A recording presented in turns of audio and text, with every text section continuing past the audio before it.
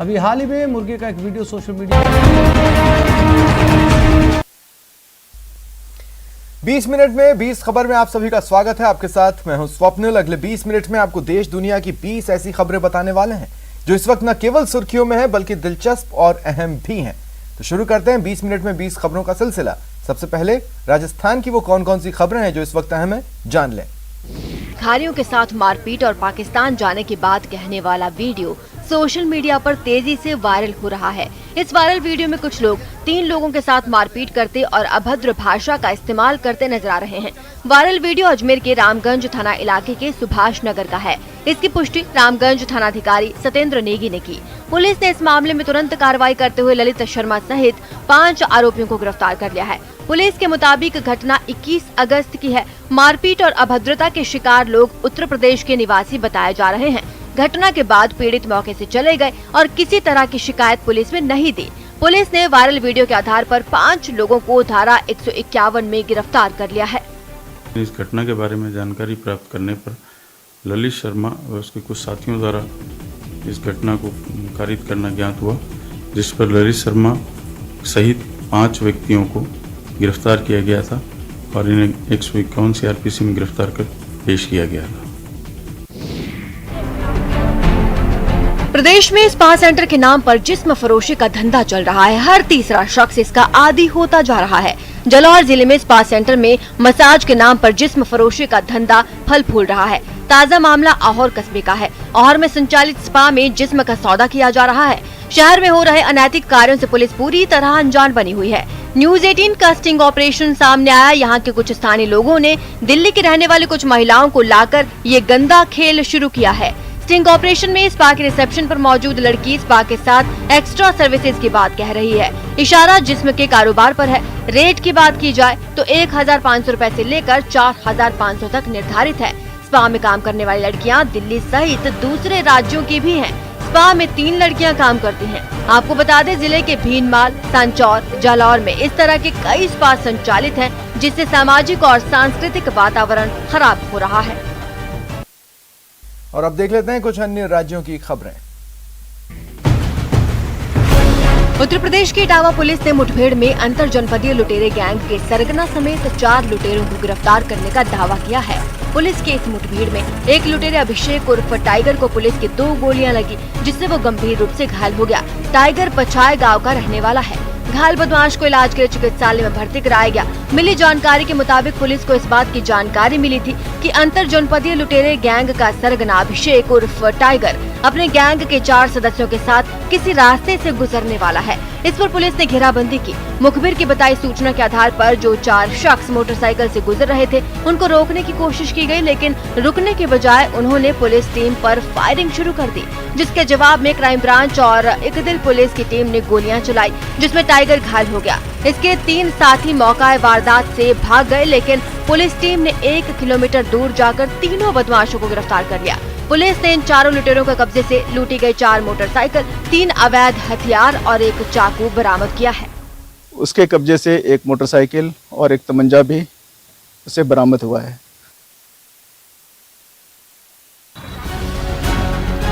लोग तमाशा देखते रहे। लुटा पिटा शख्स आंसू पोंछता रहा। दबंग युवक को और अधिक पीटने की धमकी देते रहे और बेबस रहम की गुहार लगाता रहा। जिस पुलिस का फर्ज आम आदमी को सुरक्षा मुहैया कराना है, अपराधियों में खौफ पैदा करना है, वो बीच बचाव करती रही। दबंगों को फटकार लगाने में उसका गला हकलाता रहा। परेशान करने वाली ये तस्वीरें यूपी के फिरोजाबाद से आई हैं। उस प्रदेश से जहां की सरकार अपने नागरिकों को भय मुक्त वातावरण देने की बात करती है, जबकि हकीकत में दबंगों का जलवा कायम है। वो जब चाहे जिसे चाहे पीट सकते हैं। सरेआम सरे बाजार। दबंगों ने सरे बाजार एक युवक से जमकर मारपीट की, जिसका वीडियो सोशल मीडिया पर वायरल हो रहा है। मामला फिरोजाबाद के हिमायूपुर नाले की पुलिया का है, जहां एक युवक की दबंगों ने जमकर पिटाई कर दी। हालांकि मौके पर पुलिसकर्मी पहुंच गए थे, लेकिन दबंगों का खौफ इतना था कि पुलिस कुछ करने का साहस नहीं जुटा पाई। पिटाई में लहूलुहान हुए शख्स को पुलिस ने अस्पताल में भर्ती करा दिया है। मामला प्रेम प्रसंग का बताया जा रहा है। पुलिस पर दबंगों का खौफ इतना है कि वो मामले पर बोलने से भी कतराती नजर आए।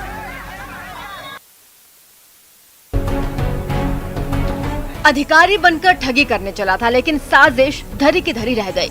मामला छत्तीसगढ़ के धमतरी का है, जहां एक अज्ञात ठग ने 2 किराना व्यवसायियों को सरकारी अधिकारी बनकर ठगने की कोशिश की, लेकिन व्यापारियों ने समझदारी दिखाई और इसकी सूचना पुलिस को दे दी। शिकायत के बाद 2 किराना दुकानदारों ने बताया कि उन्हें किसी ने खुद को अधिकारी बताते हुए फोन किया और एक्सपायरी माल बेचने का आरोप लगाया।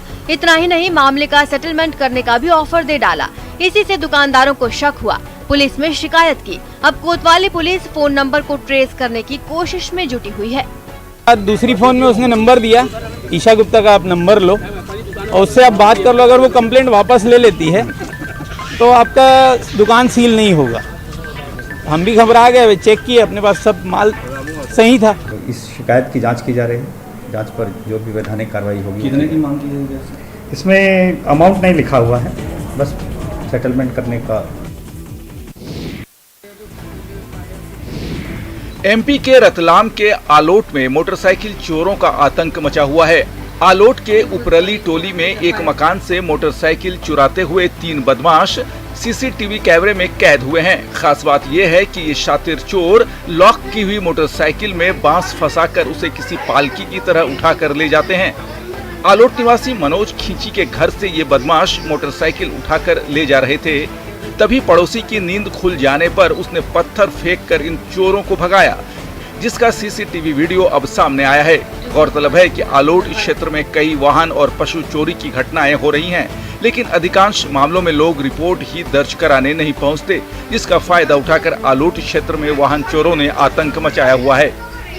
बीते 1 महीने में कई वाहन चोरी की घटनाएं सामने आ चुकी हैं। पुलिस की निष्क्रियता की वजह से क्षेत्र में हो रही चोरी की घटनाओं की शिकायत आम लोग पुलिस थाने पर नहीं करते। स्थानीय रहवासियों ने चोरी की घटनाओं की शिकायत मुख्यमंत्री हेल्पलाइन पर की है।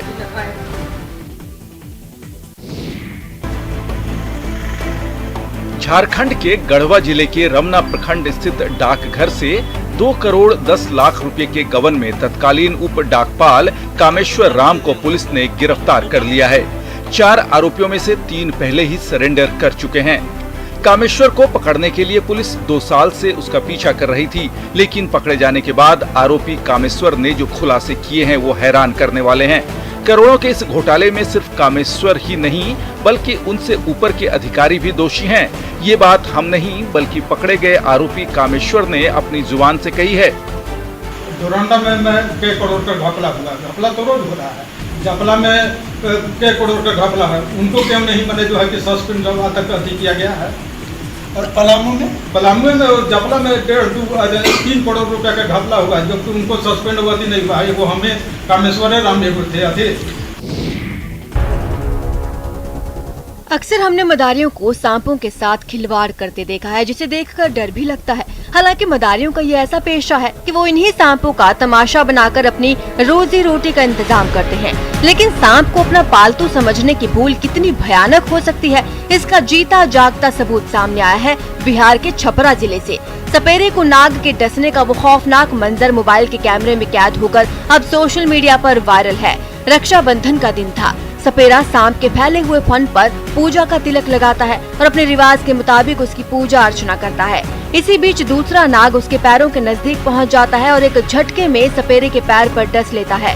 दरअसल छपरा में भुवर नाम के सपेरे ने अपनी रीति रिवाज के मुताबिक रक्षाबंधन वाले रोज एक नागिन को नाग के साथ पकड़कर उसे राखी बांधने की कोशिश की, लेकिन उसे ये नहीं पता था कि उनका पाला हुआ नाग उसे ही डस लेगा। नाग के डसने के बाद भुवर ने पहले तो सांपों को बॉक्स में कैद किया। इस बीच भुवर सपेरे की हालत खराब होने लगी और जहर उसके पूरे शरीर में फैल गया। उसे जब तक अस्पताल पहुंचाया जाता, उसके प्राण पखेरु हो चुके थे। सड़क पर न सिर्फ चारपाई डाली गई है, बल्कि गद्दे और तकिए के साथ मच्छरदानी का भी पुख्ता प्रबंध किया गया है, ताकि नींद में कोई खलल ना पड़े। गहरी नींद में बेसुध जिम्मेदारों को जगाने चले आदमी को अच्छी नींद लेनी चाहिए और हाँ, सब्र तो हर हाल में रखना चाहिए। बहरहाल तस्वीरें बिहार के दरभंगा की हैं। बेनीपुर अनुमंडल में एक युवक आशीष रंजन दास ने जल जमाव की समस्या के स्थायी निदान के लिए अनोखा विरोध प्रदर्शन शुरू कर दिया है। हमेशा जल जमाव की समस्या बना रहता है, जिससे लोग दुर्घटना के शिकार होते हैं। नगर परिषद प्रशासन कान पर जूं रेंगे हुए है, सुनने को तैयार नहीं है। 2 साल पहले भी ऐसा ही मुद्दा था। इस मुद्दा को लेकर के भी मैं अनिश्चितकालीन भूख हड़ताल पे बैठा था, लेकिन सुनवाई नहीं हुआ है। अकेले भूख हड़ताल पर बैठे युवक को इलाके के लोगों का समर्थन भी मिलने लगा। लोगों ने तुरंत बांस बल्ला लगाकर सड़क जाम कर दिया। बताया जाता है कि बेनीपुर अनुमंडल के बहेड़ा बाजार को जोड़ने वाली मुख्य सड़क पर वर्षों से जल जमाव है, जिससे कई हादसे भी हुए, लेकिन जिम्मेदार बेपरवाह बने रहे। वर्षों से नगर परिषद पदाधिकारी सबको लिखित देकर उब गए।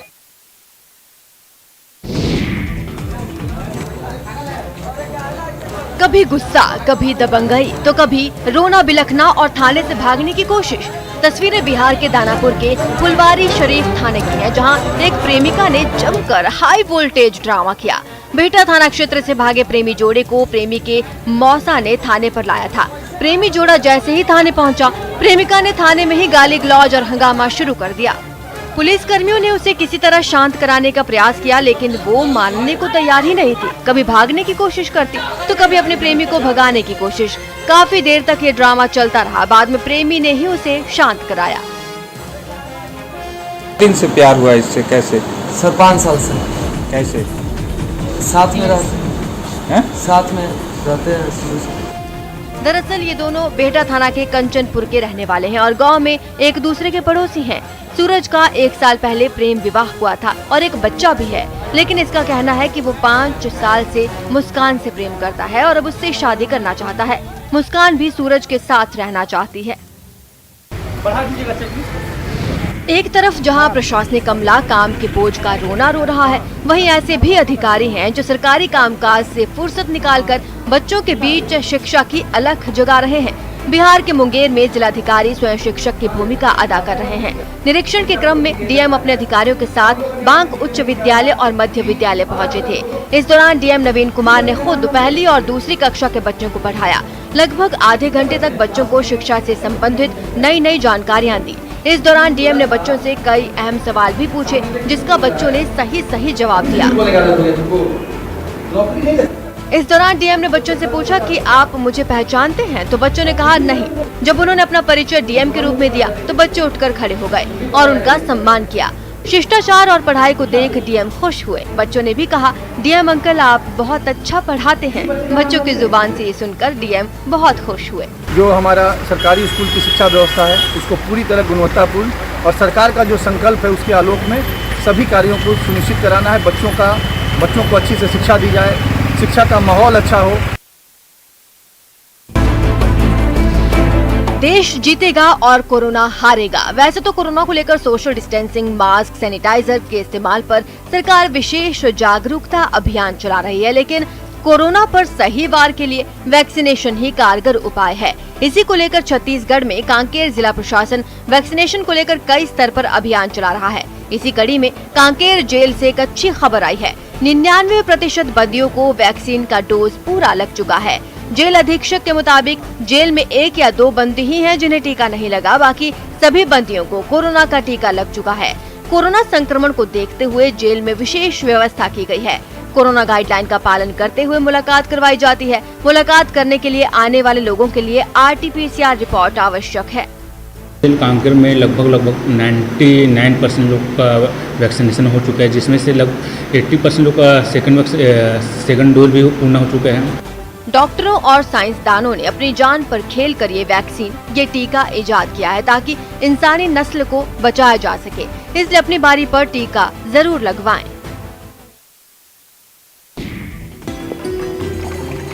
हिमालय के आंचल में रहने वाले लोगों के लिए सदियों पुरानी पंचक्की एक बार फिर इलाके के लोगों के रोजगार का साधन बनकर उभरी है। हिमाचल प्रदेश के धर्मशाला में लोगों ने खोई हुई परंपरा को फिर से जीवित करते हुए ये पंचक्की शुरू की, जो लोगों को रोजगार प्रदान कर रही है।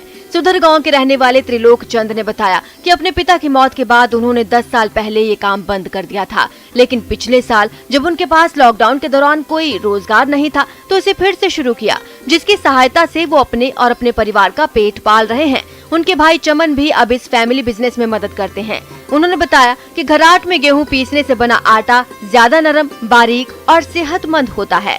धर्मशाला के प्रखंड विकास अधिकारी ने बताया कि इस परंपरागत व्यवसाय को बढ़ावा देने के लिए सरकार भी बढ़ चढ़कर सहायता दे रही है। उन्होंने कहा, इलाके में बड़ी संख्या में जल स्रोत होने से ये पंचकी लोगों की आय का बड़ा जरिया बन सकती है।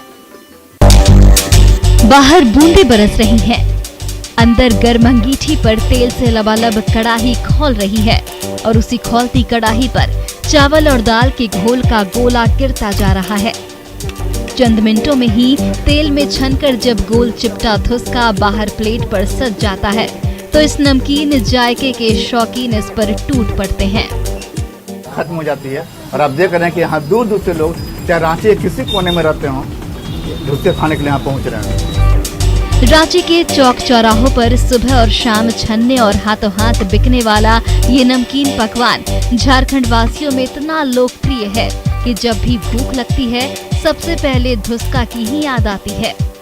तभी तो जब खौलती कड़ाही पर पकते ही धुसका की सुगंध चारों तरफ फैलने लगती है तो उसकी खुशबू से धुसका के शौकीन खींचे चले आते हैं। दुकान की कलाकारी का इतना खासियत है जो कि इस धुसके ने खींचकर हम लोगों को इधर लेके चले आते हैं। बचपन से जब भी इस धुसका का दुकान देखे हैं तब से इस दुकान को छोड़ नहीं सकते हम लोग। छोटी छोटी बायो प्लॉट में कलकल करती जल की धारा बहती जा रही है और उसमें पल रही किस्म किस्म की मछलियां मचलती जा रही हैं। किसी टैंक में रोहू मछली खदबदा रही है, कोई हौदा मांगुर का ठिकाना है। कतला से लेकर सिंघी और रूपचंदा से लेकर ग्रास कॉर्प जैसी स्वादिष्ट और पौष्टिक मछलियों का ये अद्भुत संसार सजाया है रोहतास के होनहार मैकेनिकल इंजीनियर अर्णव वत्स ने, जो न्यूजीलैंड में मजे से 18 लाख की पगार वाली हाई फाई नौकरी कर रहे थे, लेकिन जब घर लौटे तो अपने खेतों में ही जल की रानी का ऐसा अनोखा आशियाना बसा लिया जो उन्हें तो मालामाल कर ही रहा है, गांव के बेरोजगारों को भी नौकरी दे रहा है। जो आप ट्रेडिशनल धान और गेहूं कर रहे हैं उसको छोड़िए, इसको ट्राई कीजिए। इसको ट्राई करने के बाद आप हाँ ये है कि थोड़ा सा ये कॉस्ट इंटेंसिव है। धान गेहूं में आपके बहुत पैसे नहीं लगते हैं, इसमें पैसा लगेगा, बट इसको ट्राई कीजिए और फर्क देखिए। और अब देख लेते हैं अंतर्राष्ट्रीय जगत की कुछ खबरें। तालिबान से जान बचाकर अफगानिस्तान छोड़कर भाग रहे लोगों को अपने यहाँ घुसने से रोकने के लिए तुर्की ने अपने बॉर्डर पर बन रही 241 किलोमीटर लंबी कंक्रीट की दीवार का निर्माण तेज कर दिया। वैसे तो अफगानिस्तान की सीमा तुर्की से नहीं लगती, लेकिन दोनों देशों के बीच में ईरान आता है और उसी रास्ते अफगानिस्तान के लोग शरण की आस में तुर्की का रुख कर रहे हैं। ऐसे में पहले से ही शरणार्थी संकट झेल रहे तुर्की को डर है कि कहीं उसके लिए शरणार्थी नासूर न बन जाएं। इसलिए उसने ईरान से लगने वाली अपनी सीमा पर कंक्रीट की दीवार का 155 किलोमीटर लंबा हिस्सा बना भी दिया है। बॉर्डर वॉल के साथ ही सीमा पर ऐसी चौकसी नजर आई कि इंसान का दाखिल होना तो दूर की बात है, वहाँ कोई परिंदा तक पर न मार पाए। तुर्की की सेना और स्पेशल पुलिस के हथियारबंद जवानों की फौज बॉर्डर के चप्पे चप्पे पर दबिश देती दिखी। बख्तरबंद गाड़ियां भी वहां गश्त लगाती नजर आई। तुर्की कोई जोखिम नहीं उठाना चाहता, इसलिए सिर्फ जमीन से ही नहीं बल्कि आसमान में मंडराते हेलीकॉप्टर्स भी किसी बाज की तरह शरणार्थियों की एंट्री पर नजरें गड़ाए दिखे। तुर्की की पुलिस ने एक ऐसे ठिकाने पर भी छापा मारा जहां शरणार्थी चोरी छिपे रह रहे थे। अमेरिका के टेनेसी राज्य में बादल इतने बेहिसाब बरसे कि वहां अचानक बाढ़ आ गई और देखते ही देखते 21 से ज्यादा लोगों की मौत हो गई। इसके अलावा करीब 25 लोगों का अभी तक कुछ अता पता नहीं। यहाँ एक इलाके में 24 घंटे में 17 इंच से ज्यादा बारिश हुई, जो कि कहा जा रहा है राज्य में एक दिन में हुई इतनी ज्यादा बारिश का एक रिकॉर्ड है। इस रिकॉर्ड तोड़ बारिश का पानी ऐसा सैलाब ले आया कि लोग त्राहिमाम करने लगे। क्या छोटा क्या बड़ा, हर चीज हर सामान उसके आगे नतमस्तक नजर आया। लोहे के बड़े बड़े ढांचे तक उखड़ कर बह गए। सैलाब ने अच्छे खासे इलाके की सूरत बिगाड़ कर रख दी। वो तो तबाही मचाकर आगे बढ़ गया, लेकिन अपने साथ लाया मलबा सड़क किनारे पटक गया। वहाँ मंजर ऐसा था जैसे भयानक तूफान या बवंडर ने राज्य पर धावा बोला हो, क्योंकि वहाँ सिर्फ सामान ही नहीं बल्कि दर्जनों गाड़ियाँ जगह जगह पलटी दिखी। लोगों के घर भी बुरी तरह बर्बाद हो गए। कुदरत ने ऐसा कहर ढाया कि एक कार में तो आग तक लग गई और बाढ़ के बीच वो सुलगती नजर आई। जर्म्स को किल करने व इम्यूनिटी को बढ़ाने